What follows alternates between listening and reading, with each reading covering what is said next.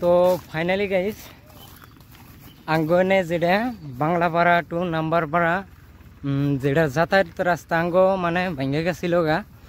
তো সেই রাস্তাটা আমরা আজকে আমরা সব মানুষে মিলে আমরা গ্রামের যেটি মানে মানুষ আছি আমরা এই মানুষটি মিলে আমরা এনে দলঙের ব্যবস্থা করতেছি। তো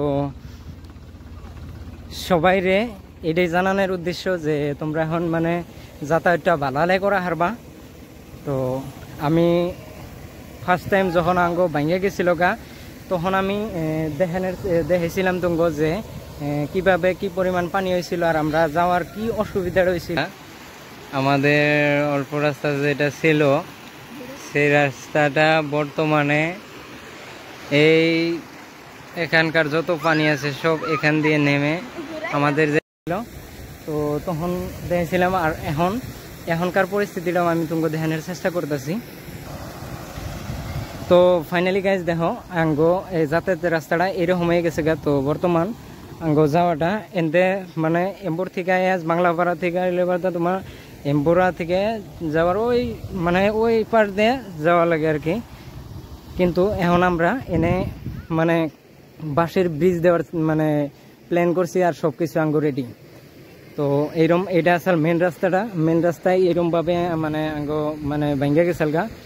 মানে পানি এইভাবে আসার জন্যে মানে এই রাস্তাটা এরকম করে ভাঙ্গা গেছিল গা। তো গাইজ কি কমু মানে এত পরিমাণ রোদ উঠছে। তো আঙ্গ সাইফুল কাকু আছে আমার লগে। তো সাইফুল কাকুর গাড়ি সাইফুল কাকু অ্যারেঞ্জমেন্টটা কিরকম করছে আর কি। তো সবকিছু আঙ্গ রেডি এখন কাকু তাইলে মানে আঙ্গ কাকু যথেষ্ট পরিমাণ মানে কষ্ট করতেছে। তো গাইস আঙ্গ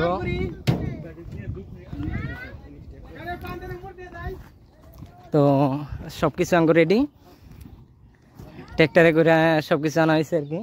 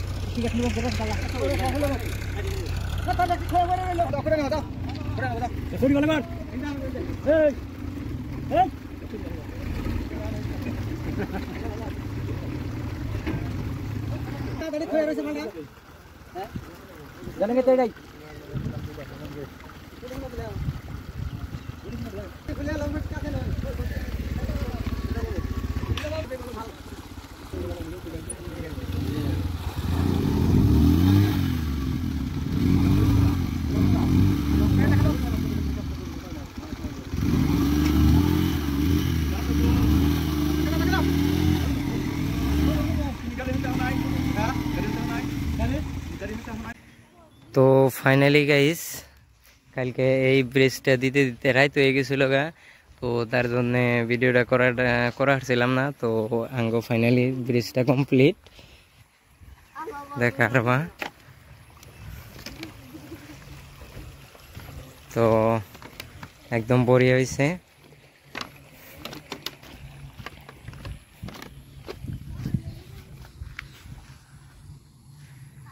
তো গাইস এখন আপ ডাউন বাংলাপাড়া টু নাম্বারপাড়া যাতায়াত রাস্তাটা একদম পুরোপুরি ক্লিয়ার।